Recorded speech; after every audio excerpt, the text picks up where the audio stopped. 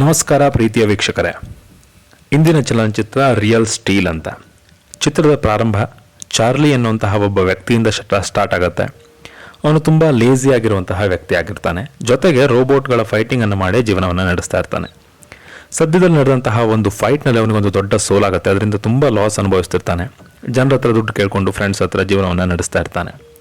ಆವಾಗ ಅವನಿಗೆ ಗೊತ್ತಾಗುತ್ತೆ ಒಂದು ದೊಡ್ಡ ಬುಲ್ನ ಜೊತೆಗೆ ಒಂದು ಫೈಟ್ ಇದೆ ಅಂತ ಗೊತ್ತಾಗುತ್ತೆ. ತಕ್ಷಣ ತನ್ನ ರೋಬೋಟನ್ನು ರೆಡಿ ಮಾಡ್ಕೊಳ್ತಾನೆ. ಅದು ಅಷ್ಟೇನು ಚೆನ್ನಾಗಿರಲ್ಲ. ಸೊ ತಕ್ಷಣ ಗಾಡಿಯಲ್ಲಿ ಆ ರೋಬೋಟನ್ನು ಕರ್ಕೊಂಡು ಆ ಜಾಗಕ್ಕೆ ಹೋಗ್ತಾನೆ. ಅದು ಸಾಮಾನ್ಯವಾದಂತಹ ಬುಲ್ಲಾಗಿರಲ್ಲ, ತುಂಬಾ ಪವರ್ಫುಲ್ ಇರುವಂತಹ, ಸಾಕಷ್ಟು ಈ ಥರ ಫೈಟ್ಗಳನ್ನು ಗೆದ್ದಿರುವಂತಹ ಬುಲ್ಲಾಗಿರುತ್ತೆ. ಸೊ ಇವನು ಅದರ ವಿರುದ್ಧ ಹೋರಾಟ ಮಾಡಲಿಕ್ಕೆ ತನ್ನ ರೋಬೋಟನ್ನು ತಗೊಂಡು ಹೋಗ್ತಾನೆ. ಜೊತೆಗೆ ಆ ಬುಲ್ನ ಓನರ್ನ ಹತ್ರ $20,000 ಬೆಟ್ಟಿಂಗನ್ನು ಕಟ್ತಾನೆ. ತನ್ನ ರೋಬೋಟ್ ಗೆದ್ರೆ ನೀನು $20,000 ಕೊಡಬೇಕು ಅಂತ. ಆ ಬುಲ್ ಓನರ್ ಕೂಡ ಅಡ್ಡಿಲ್ಲ, ನಿನ್ನ ರೋಬೋಟ್ ಸೋತ್ರೆ ನೀನು $20,000 ಕೊಡಬೇಕು ಅಂತ ಷರತ್ತನ್ನು ವಿಧಿಸ್ತಾನೆ. ಸೊ ಫೈಟ್ ಸ್ಟಾರ್ಟ್ ಆಗುತ್ತೆ.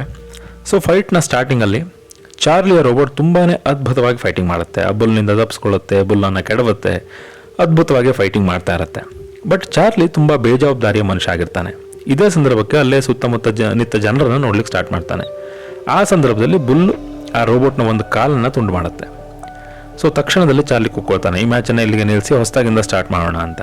ಬಟ್ ಆ ಬುಲ್ನ ಓನರ್ ಅದನ್ನು ಕೇಳಲ್ಲ, ಫೈಟನ್ನು ಕಂಟಿನ್ಯೂ ಮಾಡಬೇಕು ಅಂತಾನೆ ಹೇಳ್ತಾನೆ. ತಕ್ಷಣದಲ್ಲಿ ಆ ಬುಲ್ ಇಡೀ ಇವನ ರೋಬೋಟನ್ನು ಛಿದ್ರವಾಗಿ ನುಚ್ಚುನೂರು ಮಾಡುತ್ತೆ. ಸಂಪೂರ್ಣವಾಗಿ ಆ ರೋಬೋಟನ್ನು ತುಂಡು ತುಂಡಾಗಿ ಕತ್ತರಿಸಿ ಹಾಕತ್ತೆ. ಸೊ ಇದರಿಂದಾಗಿ ಅವನಿಗೆ ಆ ಮ್ಯಾಚ್ನಲ್ಲಿ ಸೋಲ್ತಾನೆ. ಜೊತೆಗೆ $20,000 ಕೊಡೋದು ಹೇಗೆ ಅನ್ನುವಂತಹ ಪ್ರಶ್ನೆ ಅವನಲ್ಲಿ ಗೊತ್ತಾಗತ್ತೆ. ತಕ್ಷಣ ಅಲ್ಲಿಂದ ತಪ್ಪಿಸ್ಕೊಂಡು ಓಡಲಿಕ್ಕೆ ಪ್ರಾರಂಭ ಮಾಡ್ತಾನೆ. ಅಲ್ಲಿ ಹೋಗೊಂದು ಜಾಗದಲ್ಲಿ ಅವತಿರ್ತಾನೆ. ಅಲ್ಲಿಬ್ಬರು ಬರ್ತಾರೆ. ಅವರು ಇವನಿಗೆ ಹೇಳ್ತಾರೆ, ನೀನು ಸುಮಾರು 10 ವರ್ಷದ ಹಿಂದೆ ಇದ್ದಂತಹ ಒಂದು ಹುಡುಗಿ ಇವಾಗ ಸತ್ತು ಹೋಗಿದ್ದಾಳೆ. ಅವಳಿಗೊಂದು ಮಗ ಇದ್ದಾನೆ, ಅಂದರೆ ನಿನ್ನ ಮಗ ಇದ್ದಾನೆ. ಸೊ ಅವನಿಗೆ ಅನಾಥನಾಗಿದ್ದಾನೆ. ಅವನನ್ನು ಅವನ ಆಂಟಿ ಸಾಕ್ಕೊಳ್ತೀನಿ ಅಂತ ಹೊರಟಿದ್ದಾಳೆ. ಸೊ ನಿನ್ನ ಪರ್ಮಿಷನ್ ಬೇಕು, ಅಥವಾ ನಿನ್ನ ಒಪ್ಪಿಗೆ ಇಲ್ಲದೇ ಅವ್ರು ಸಾಕೋ ಹಾಗಿಲ್ಲ. ಸೊ ನಿನ್ನ ನಿರ್ಧಾರವನ್ನು ನೀನು ಹೋಗಿ ತಿಳಿಸು. ನಿನಗೆ ಬೇಕು ಆ ಮಗನನ್ನು ನೀನು ಸಾಕೊಂತೀಯ ಅಥವಾ ಆಂಟಿಗೆ ಒಪ್ಪಿಸ್ತೀಯ ಅಂತ ನೀನು ತೀರ್ಮಾನ ತಗೋ ಅಂತ ಅಲ್ಲಿ ಬಂದಂತಹ ವ್ಯಕ್ತಿಗಳು ತಿಳಿಸ್ತಾರೆ.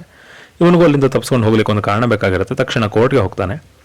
ಕೋರ್ಟ್ನಲ್ಲಿ ಆ ಆಂಟಿ ಕಡೆಯವಳು ಹೇಳ್ತಿರ್ತಾಳೆ, ನಾನು ತುಂಬ ಶ್ರೀಮಂತಳಿದ್ದೇನೆ, ಸೊ ನಾನು ಆ ಮಗುವನ್ನು ತುಂಬ ಚೆನ್ನಾಗಿ ನೋಡ್ಕೊಳ್ತೇನೆ, ಸೊ ನನಗೆ ಕೊಡಿ ಅದನ್ನ ಅಂತ. ಚಾರ್ಲಿ ಅಂತಾನೆ, ಇಲ್ಲ ಅವ್ನು ನನ್ನ ಜೊತೆನೇ ಇರಲಿ ಅಂತ ಹೇಳ್ತಾನೆ. ಬಟ್ ಅಲ್ಲವನಿಗೆ ಒಂದು ಆಸೆ ಸ್ಟಾರ್ಟ್ ಆಗಿರುತ್ತೆ. ಇವರ ಹತ್ರ ವಿಪರೀತವಾಗಿ ದುಡ್ಡಿದೆ ಅನ್ನೋದು ಗೊತ್ತಾಗುತ್ತೆ. ತಕ್ಷಣ ಕೋರ್ಟ್ನ ಹೊರಗಡೆ ಇವರ ಜೊತೆ ಒಂದು ಡೀಲನ್ನು ಮಾಡಿಕೊಂಡು ತನ್ನ ಮಗನನ್ನು ನೀವು ಕರ್ಕೊಂಡು ಹೋಗಿ ನನಗೆ ಅದಕ್ಕೆ ದುಡ್ಡನ್ನು ಕೊಡಿ ಅಂತ ಕೇಳಬೇಕು ಅಂತ ಪ್ಲ್ಯಾನ್ ಮಾಡ್ಕೊಳ್ತಾನೆ. ಅದೇ ರೀತಿ ಕೋರ್ಟ್ನ ಆ ಸೆಷನ್ಸ್ ಎಲ್ಲ ಮುಗಿದ ಮೇಲೆ ಹೊರಗಡೆ ಬಂದು ಆ ಅಂಕಲ್ನ ಹತ್ರ ಒಂದು ಡೀಲನ್ನು ಮಾಡ್ಕೊಳ್ತಾನೆ. ನಾನು ಈ ಥರ ನನ್ನ ಮಗನನ್ನು ನಿಮ್ಮ ಜೊತೆ ಕಳಿಸ್ಕೊಡ್ತೀನಿ, ಸೊ ಅದಕ್ಕೆ ಬದಲಾಗಿ ನೀವೇನು ಕೊಡ್ತೀರಾ, ಅಥವಾ $1,00,000 ನೀವು ನನಗೆ ಕೊಡಬೇಕು ಅಂತ. ಅದಕ್ಕೆ ತಕ್ಷಣ ಆ ಅಂಕಲ್ ಒಪ್ಕೊಳ್ತಾನೆ. $1,00,000 ಅವನ ಕೈಗೆ ಕೊಡ್ತಾನೆ. ಸೊ ಹೊರಡುವಾಗ ಹೇಳ್ತಾರೆ, ನಾವು 3 ತಿಂಗಳ ಕಾಲ ಈ ಊರಿನಲ್ಲಿ ಇರಲ್ಲ, ಎಲ್ಲೋ ಒಂದು ಟ್ರಿಪ್ಗೆ ಹೋಗ್ತಾ ಇದ್ದೀವಿ, ಅಲ್ಲಿವರೆಗೆ ಆ ಮಗುವನ್ನು ನಿನ್ನೆ ನೋಡ್ಕೋ ಅಂತ. ಇವನಿಗೆ ಬೇರೆ ಆಪ್ಷನ್ ಇರಲ್ಲ. ಓಕೆ, ನಾನು ಇವನನ್ನು ನೋಡ್ಕೊಳ್ತೀನಿ ಅಂತ ಹೇಳ್ತಾನೆ. ತಕ್ಷಣದಲ್ಲಿ ಸಿಕ್ಕಂತಹ ಆ $1,00,000ನಲ್ಲಿ $50,000 ಒಬ್ಬ ರೋಬೋಟನ್ನು ಮಾಡುವಂತಹ ತನ್ನ ಫ್ರೆಂಡ್ಗೆ, ಚಾರ್ಲಿಯ ಫ್ರೆಂಡೇ ಆಗಿರ್ತಾಳೆ ಅವಳು, ಅವಳಿಗೆ $50,000 ಕೊಡ್ತಾನೆ, ಒಂದು ಅದ್ಭುತವಾದ ರೋಬೋಟನ್ನು ರೆಡಿ ಮಾಡುವಂತ. ಅವಳು ಕೂಡ ಇಷ್ಟೆಲ್ಲ ಒಳ್ಳೆ ದುಡ್ಡಿನಲ್ಲಿ ತುಂಬ ಚೆನ್ನಾಗಿರೋ ರೋಬೋಟ್ ರೆಡಿ ಮಾಡ್ತೀನಿ ಅಂತ ಹೇಳಿ ಹೊರಡ್ತಾಳೆ. ಜೊತೆಗೆ ಆ ಮಗನನ್ನು, ಚಾರ್ಲಿಯ ಸ್ವಂತ ಮಗನನ್ನು ನೋಡ್ಕೊಳ್ಳೋ ಜವಾಬ್ದಾರಿ ಕೂಡ ಒಂದೇ ಆಗಿರುತ್ತೆ. ಸೊ ಅವನನ್ನು ಕರ್ಕೊಂಡು ಹೊರಡ್ತಾನೆ. ಬಟ್ ಈ ಎಲ್ಲ ಕಾನ್ವರ್ಸೇಷನ್ ಅವನು ಕೇಳ್ತಿರ್ತಾನೆ. ಅವನಿಗೆ ಈ ರೋಬೋಟ್ ಫೈಟ್ ಬಗ್ಗೆ ಏನೂ ಗೊತ್ತಿರಲ್ಲ. ಜೊತೆಗೆ ತನ್ನ ತಂದೆ ಎಷ್ಟು ಕೇರ್ಲೆಸ್ ಅನ್ನೋದು ಗೊತ್ತಿರಲ್ಲ. ಸೊ ಕೆಲವು ದಿನಗಳು ಹೀಗೆ ಕಳೆಯುತ್ತೆ. ಇವರ ರೋಬೋಟ್ ರೆಡಿಯಾಗಿ ಬರುತ್ತೆ. ತುಂಬಾ ಅದ್ಭುತವಾಗಿ ರೆಡಿಯಾಗಿರುತ್ತೆ. ತುಂಬಾ ಪವರ್ಫುಲ್ ಕೂಡ ಆಗಿರುತ್ತೆ. ತುಂಬಾ ಅದ್ಭುತವಾಗಿ ಮಾಡಿರ್ತಾರೆ ಅದನ್ನು. ತುಂಬಾ ಖರ್ಚು ಕೂಡ ಆಗಿರುತ್ತೆ. ಸೊ ಅಮೇಝಿಂಗ್ ಆಗೋದು ರೆಡಿ ಆಗುತ್ತೆ. ತಕ್ಷಣವೇ ನೆಕ್ಸ್ಟ್ ನಡೆಯುವಂತಹ ಒಂದು ಫೈಟ್ಗೆ ಹೊರಡ್ತಾರೆ. ಅಲ್ಲಿ ಚಾರ್ಲಿಯ ಮಗ ತಾನು ಬರ್ತೀನಿ ಅಂತ ಹೇಳ್ತಾನೆ. ಸೊ ನಿಧಾನವಾಗಿ ಆ ಜಾಗಕ್ಕೆ ಹೋಗ್ತಾರೆ. So fight ನಡೀತಿರುತ್ತೆ. ಸೊ ಅದ್ಭುತವಾಗಿ ಆ ಚಾರ್ಲಿಯ ಹೊಸ ರೋಬೋಟ್ ಫೈಟ್ ಮಾಡ್ತಿರುತ್ತೆ. ಬಟ್ ಇಲ್ಲೂ ಕೂಡ ಅಷ್ಟೇ, ಅವನು ತುಂಬ ಕೇರ್ಲೆಸ್ ಇರೋದ್ರಿಂದ, ಆಟದಲ್ಲಿ ಅಷ್ಟೊಂದು ಗಮನವನ್ನು ಕೊಡದೇ ಇರೋ ಕಾರಣದಿಂದ ಚಾರ್ಲಿಯ ರೋಬೋಟನ ಕೈಯನ್ನು ತುಂಡರಿಸ್ತೆ. ಆ ರೋಬೋಟ್ ತುಂಡರಿಸಿ ಅದರ ತಲೆಯನ್ನು ಕೂಡ ತುಂಡರಿಸಿ ಅದನ್ನು ಅಲ್ಲೇ ಸೋಲ್ಸಾಕತ್ತೆ.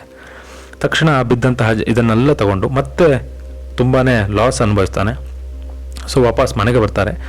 ಅಲ್ಲಿ ಇರುವಂತಹ ಹತ್ತಿರದ ಒಂದು ಗುಜರಿ ಜಾಗಕ್ಕೆ ಹೋಗಿ, ರಾತ್ರಿಯ ಸಂದರ್ಭ, ತುಂಬಾ ಮಳೆ ಕೂಡ ಬರ್ತಿರುತ್ತೆ. ಅಲ್ಲಿ ಆ ರೋಬೋಟನ್ನು ರಿಪೇರಿ ಮಾಡ್ಲಿಕ್ಕೆ ಬೇಕಾಗಿರುವಂತಹ ವಸ್ತುಗಳನ್ನ ಹುಡುಕ್ತಾ ಹೋಗ್ತಿರ್ತಾರೆ. ಹೀಗೆ ಹುಡುಕ್ತಾ ಇರುವಾಗ ಚಾರ್ಲಿಯ ಮಗ ಸ್ಲಿಪ್ ಆಗಿ ಬಿದ್ದುಬಿಡ್ತಾನೆ. ತಕ್ಷಣ ಹೋಗಿ ಚಾರ್ಲಿ ಅವನನ್ನು ಕಾಪಾಡ್ತಾನೆ. ತಾನು ಬಿದ್ದಂತಹ ಜಾಗವನ್ನು ನೋಡಿದಾಗ ಚಾರ್ಲಿ ಮಗನಿಗೆ ಗೊತ್ತಾಗುತ್ತೆ ಇದು ಯಾವುದೋ ಹಳೆ ಕಾಲದ ರೋಬೋಟ್ ಅಂತ. ಸೊ ಅದ್ರ ಮೇಲೆ ಅವನಿಗೆ ಯಾಕೋ ಆಸೆ ಆಗುತ್ತೆ. ಸೊ ಅದನ್ನು ತೆಗಿಬೇಕು ಅಂತ ಅಪ್ಪನ ಕೇಳ್ತಾನೆ.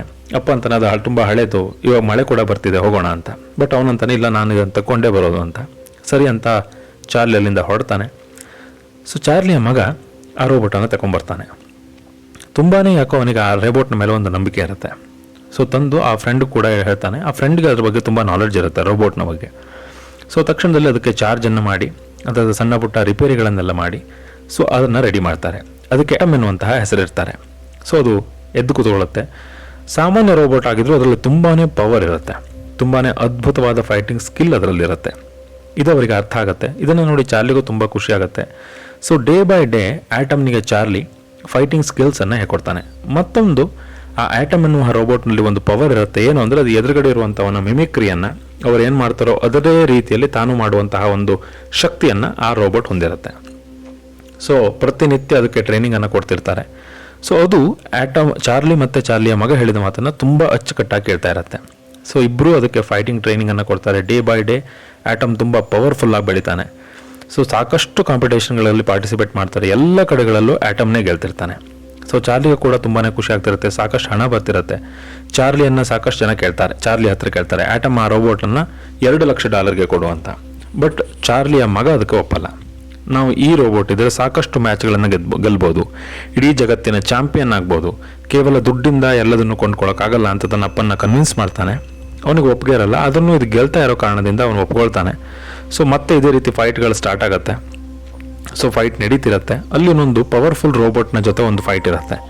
ಸೊ ಅದ್ಭುತವಾಗಿ ಎಂಟ್ರಿ ಕೊಡ್ತಾನೆ ಆಟಮ್ ಅನ್ನುವಂತಹ ರೋಬೋಟು. ಸೊ ಫೈಟಿಂಗ್ ಏನು ಸ್ಟಾರ್ಟ್ ಆಗುತ್ತೆ. ಅಲ್ಲಿ 2 ತಲೆಯ ರೋಬೋಟು, ತುಂಬಾ ಪವರ್ಫುಲ್ ಆಗಿರೋ ರೋಬೋಟ್ ಬರುತ್ತೆ. ಸೊ ಸ್ಟಾರ್ಟಿಂಗ್ನಲ್ಲಿ ಆಟಮ್ನಿಗೆ ತುಂಬ ಏಟ್ಗಳನ್ನು ಕೊಡುತ್ತೆ. ಬಟ್ ಫೈನಲಿ ಆಟಮ್ ತುಂಬ ಪವರ್ಫುಲ್ ಆಗಿರೋದ್ರಿಂದ ಸೊ ಒಂದು ಜೋರಾದ ಪಂಚನ್ನು ಕೊಟ್ಟು ಆ 2 ತಲೆಯ ಇದನ್ನು ಸೋಲಿಸ್ತಾನೆ. ಸೊ ಸೋಲಿಸಿ ಆಟಮ್ ಮತ್ತೆ ಗೆಲ್ತಾನೆ. ಎಲ್ಲರಿಗೂ ತುಂಬಾ ಖುಷಿ ಆಗುತ್ತೆ. ಸೊ ಮತ್ತೆ ಅಲ್ಲಿ ಆ ಸಂತೋಷದ ಸಂದರ್ಭದಲ್ಲೇ ಅವರ ಆ ಗೆಲುವನ್ನು ಅವರು ಎಂಜಾಯ್ ಮಾಡ್ತಿರ್ತಾರೆ. ಬಟ್ ಅದೇ ಸಂದರ್ಭಕ್ಕೆ ಆ ಬುಲ್ ಏನು ಸೋತಿತ್ತಲ್ಲ, ಈ ಚಾರ್ಲಿಯ ಮೊದಲ ರೋಬೋಟ್ ಸೋತಂತಹ ಆ ಬುಲ್ನ ಓನರ್ ಬಂದು ಇವರನ್ನ ವಿಪರೀತವಾಗಿ ಹೊಡೆದು ಅವರಲ್ಲಿರುವಂತಹ ಎಲ್ಲ ದುಡ್ಡನ್ನು ತಗೊಂಡೋಗ್ಬಿಡ್ತಾರೆ. ಇದನ್ನು ಚಾರ್ಲಿಯ ಮಗ ನೋಡ್ತಾ ಇರ್ತಾನೆ. ಸೊ ಚಾರ್ಲಿಯ ಮಗನಿಗೆ ತುಂಬಾ ಬೇಸರ ಅನಿಸುತ್ತೆ. ನೆಕ್ಸ್ಟ್ ಡೇನೇ ಹೇಳ್ತಾನೆ ಚಾರ್ಲಿ, ನನ್ನ ಹತ್ರ ಇವಾಗ ಯಾವ ದುಡ್ಡು ಉಳಿದಿಲ್ಲ, ಸೊ ನಿನ್ನನ್ನು ನಾನು ನೋಡ್ಕೊಳಕ್ಕಾಗಲ್ಲ. ಇದೇ ಸಂದರ್ಭಕ್ಕೆ ಅವನ ಆಂಟಿ ಅಂಕಲ್ ಕೂಡ ಬಂದಿರ್ತಾರೆ ವಾಪಸ್ಸು. ಸೊ ನೀನು ಅವ್ರ ಜೊತೆ ಬದುಕು, ಸೊ ನನ್ನಲ್ಲಿ ದುಡ್ಡು ಕೂಡ ಇಲ್ಲ ಅಂತ. ಆದರೆ ಚಾರ್ಲಿಯ ಮಗ ಅಂತಾನೆ, ನಾನು ನಿನ್ನ ಜೊತೆ ಬದುಕಬೇಕು ಅಂತ ಇಷ್ಟಪಡ್ತೀನಿ, ನಾನು ನಿನ್ನ ಜೊತೆ ಇರ್ತೀನಿ ಅಂತ. ಬಟ್ ಅವನು ಕೇಳಲ್ಲ, ತುಂಬಾ ಕೇರ್ಲೆಸ್ ಮನುಷ್ಯ, ಕಳಿಸ್ಕೊಟ್ಬಿಡ್ತಾನೆ. ಚಾರ್ಲಿ ತನ್ನ ಸ್ನೇಹಿತೆಯ ಜೊತೆ ಕೂತ್ ಮಾತಾಡ್ತಿರ್ತಾನೆ, ನನ್ನ ಮಗನನ್ನು ನಾನು ಕಳಿಸ್ಕೊಟ್ಟೆ ಅಂತ. ಅವಾಗ ಅವಳು ಬೈತಾಳೆ, ಅವನು ನಿನ್ನ ಮಗ, ನಿನ್ನ ಜೊತೆ ಬದುಕಬೇಕು ಅಂತ ಇರೋನು, ಅವನಂತ ನನ್ನ ಹತ್ರ ದುಡ್ಡಿಲ್ಲ, ಅವನಿಗೆ ಒಳ್ಳೆ ಎಜುಕೇಷನ್ ಕೊಡ್ಸೋಕ್ಕಾಗಲ್ಲ, ನಾನು ಹೇಗೆ ಅವನು ಇಟ್ಕೊಳ್ಳಿ. ಬಟ್ ಅವಳಂತಲ್ಲ, ನಿನ್ನ ಮಗನನ್ನು ನೀನು ನೋಡ್ಕೊಳ್ಬೇಕು, ಅವನು ನಿನ್ನನ್ನು ಕಂಡ್ರೆ ತುಂಬ ಇಷ್ಟಪಡ್ತಾನೆ, ನಿನ್ನ ಜೊತೆಗಿದ್ರೆ ಅವನು ಸಂತೋಷವಾಗಿರ್ತಾನೆ. ಸೊ ಅಂಥವನನ್ನು ಬಿಟ್ಟು ನೀನು ಜೀವನದಲ್ಲಿ ಇನ್ನೇನನ್ನು ಸಾಧಿಸ್ಲಿಕ್ಕೆ ಹೋಗ್ತಿದೀಯಾ, ಅಥವಾ ನಿನ್ನ ಸಾಧನೆಯ ಗುರಿ ಏನು, ಇದೇ ಥರ ಎಲ್ಲರನ್ನೂ ಕಳ್ಕೊಂಡ್ರೆ ಅಂತ. ಸೊ ನೆಕ್ಸ್ಟ್ ಡೇ ಮತ್ತೆ ಹೋಗ್ತಾನೆ.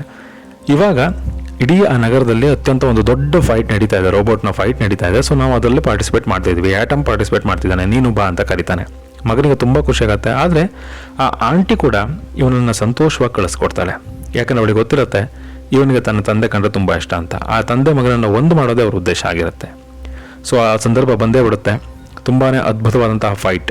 ಇಡೀ ಆ ನಗರದಲ್ಲೇ ಇರುವಂತಹ ಮೋಸ್ಟ್ ಪವರ್ಫುಲ್ ರೋಬೋಟ್ ಜಿಯೋಸ್ ಎನ್ನುವಂತಹ ಒಂದು ರೋಬೋಟ್ ಆಗಿರುತ್ತೆ. ಸೊ ಅದನ್ನು ಇಲ್ಲಿವರೆಗೆ ಯಾರೊಬ್ಬರೂ ಸೋಲ್ಸಿರಲ್ಲ, ಯಾರೊಬ್ಬರೂ ಅದರ ಹತ್ತಿರಕ್ಕೂ ಹೋಗಿರೋಕ್ಕೆ ಸಾಧ್ಯ ಆಗಲ್ಲ. ಸೊ ಇಡೀ ನಗರದ ಶ್ರೀಮಂತರುಗಳು ಬಂದು ಅಲ್ಲಿ ದೊಡ್ಡ ದೊಡ್ಡ ಪ್ರಮಾಣದ ಬೆಟ್ಟಿಂಗನ್ನು ಕಟ್ತಿರ್ತಾರೆ. ಆ ಬುಲ್ನ ಓನರ್ ಕೂಡ ಬಂದು ಬೆಟ್ಟಿಂಗನ್ನು ಕಟ್ತಾನೆ. ಎಲ್ಲರೂ ಅಂದ್ಕೊಂಡಿರ್ತಾರೆ ಆಟಮ್ ಸೋಲ್ತಾನೆ ಅಂತ. ಬಟ್ ಆಟಮ್ ಕೂಡ ಸಾಕಷ್ಟು ಗೆದ್ದಿರೋದ್ರಿಂದ ಅದಕ್ಕಲ್ಲಿ ಅವಕಾಶ ಸಿಕ್ಕಿರುತ್ತೆ. ಸೊ ಒಂದು ಅದ್ಭುತವಾದ ಎಂಟ್ರಿಯಿಂದ ಜಿಯೋಸ್ ಆ ಸ್ಟೇಜ್ಗೆ ಎಂಟ್ರಿ ಕೊಡ್ತಾನೆ. ಇವರು ಅದನ್ನು ನೋಡಿ ಇವರಿಗೆ ಒಂದ್ಸಲ ಭಯ ಆಗುತ್ತೆ, ಇಷ್ಟು ಪವರ್ಫುಲ್ ಇದೆ, ಇದನ್ನು ಸೋಲ್ಸೋದು ಹೇಗಿರ್ಬೋದಪ್ಪ ಅಂತ. ಸೊ ಈ ಮ್ಯಾಚ್ನಲ್ಲಿ ಟೋಟಲ್ 5 ರೌಂಡ್ಸ್ ಇರುತ್ತೆ, 5 ರೌಂಡ್ಸ್ ಇರುತ್ತೆ. ಸೊ 5 ರೌಂಡ್ನಲ್ಲಿ ಯಾರು ತುಂಬಾ ಅದ್ಭುತ ಪರ್ಫಾರ್ಮ್ ಮಾಡ್ತಾರೋ ಅವರಿಗೆ ಚಾಂಪಿಯನ್ಶಿಪ್ನ ಪಟ್ಟ ಸಿಗುತ್ತೆ, ಜೊತೆಗೆ ಸಾಕಷ್ಟು ಹಣ ಕೂಡ ಸಿಗುತ್ತೆ. ಸೊ ಫೈಟ್ ಸ್ಟಾರ್ಟ್ ಆಗುತ್ತೆ. ಒಂದೇ ಪಂಚ್ನಲ್ಲಿ ಆಟಮನ್ನು ಕೆಡವು ಹಾಕುತ್ತೆ ಜಿಯೋಸ್ ಎನ್ನುವಂತಹ ರೋಬೋಟು. ಸೊ ಬಟ್ ತಕ್ಷಣದಲ್ಲಿ ಆ ರೋಬೋಟ್ ಚೇತರಿಸ್ಕೊಂಡು ಎದ್ಕೊಳ್ಳುತ್ತೆ ಆಟಮ್ ಎನ್ನುವಂತಹ ರೋಬೋಟು. ಸೊ ಫೈಟ್ ಸ್ಟಾರ್ಟ್ ಆಗುತ್ತೆ. ಪ್ರತಿ ಸಲನೂ ಆಟಮ್ ತುಂಬಾ ಹೊಡೆತಗಳಿಂದ ತುಂಬಾ ಜರ್ಜರಿತನಾಗಿ ಬೀಳ್ತಾ ಇರ್ತಾನೆ. ಯಾಕಂದರೆ ಜಿಯೋಸ್ ಅಷ್ಟು ಪವರ್ಫುಲ್ ರೋಬೋಟ್ ಆಗಿರ್ತಾನೆ. ಸೊ ಅಲ್ಲೇ ಹಾಗೆ ಕುಸ್ತು ಬೀಳ್ತಾನೆ. ಫಸ್ಟ್ ರೌಂಡ್ ಇನ್ನೇನೋ ಮುಗಿಯೋ ಅಂತ. ಸೊ ಜೋರಾಗಿ ಚಾರ್ಲಿ ಮತ್ತು ಚಾರ್ಲಿಯ ಮಗ ಇಬ್ಬರೂ ಕೂಗ್ತಾರೆ. ಅವರ ಕೂಗು ಆ ರೋಬೋಟ್ಗೆ ಕೇಳಿಸುತ್ತೆ. ತಕ್ಷಣ ಅದು ಎಚ್ಚರಗೊಂಡು ಎದ್ದು ಕೂತ್ಕೊಳ್ಳುತ್ತೆ. ಸೊ ಹೀಗೆ ಫಸ್ಟ್ ರೌಂಡ್ನಲ್ಲಿ ಹೇಗೋ ಮಾಡಿ ರಕ್ಷಣೆಯನ್ನು ಪಡ್ಕೊಳ್ಳುತ್ತೆ. ಸೊ ಬಟ್ ಒಂದು ಸಂದರ್ಭದಲ್ಲಿ ಅದ್ಭುತವಾದಂತಹ ಒಂದು ಪಂಚನ್ನು ಮಾಡುತ್ತೆ. ಈ ಆಟಮ್ ಅನ್ನುವಂತಹ ರೋಬೋಟು ಜಿಯೋಸ್ಗೆ ಒಂದು ಅದ್ಭುತ ಪಂಚ್ ಮಾಡುತ್ತೆ. ಸೊ ಅವಾಗ ಮತ್ತೆಲ್ಲರಿಗೂ ಆಟಮ್ ಗೆಲ್ಲುವ ಚಾನ್ಸಸ್ ಇದೆ ಅಂತ ಗೊತ್ತಾಗುತ್ತೆ. ಸೊ ಚಾರ್ಲಿ ಕಂಟಿನ್ಯೂಸ್ ಆಗಿ ಆಟಮ್ನಿಗೆ ಟ್ರೈನಿಂಗನ್ನು ಕೊಡ್ತಿರ್ತಾನೆ, ಈ ಥರ ಫೈಟ್ ಮಾಡು ಅಂತ ತಿಳಿಸ್ತಾ ಇರ್ತಾನೆ.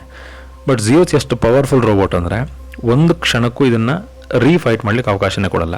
ಹೀಗೆ ಫಸ್ಟ್ ರೌಂಡ್ ಕಂಪ್ಲೀಟ್ ಆಗುತ್ತೆ, ಚಿಕ್ಕ ಪುಟ್ಟ ರಿಪೇರಿಗಳನ್ನು ಮಾಡ್ತಾರೆ, ಅದರ ಕೂಲ್ ಡೌನ್ ಮಾಡ್ತಾರೆ. ಸೆಕೆಂಡ್ ರೌಂಡ್ ಸ್ಟಾರ್ಟ್ ಆಗುತ್ತೆ. ಸೆಕೆಂಡ್ ರೌಂಡಲ್ಲೂ ಅಷ್ಟೇ ಜಿಯೋಸ್ನ ಎದುರುಗಡೆ ಆಟಮ್ನ ಹತ್ರ ಏನೂ ಮಾಡ್ಕೊಳ್ಳೋಕ್ಕಾಗಲ್ಲ.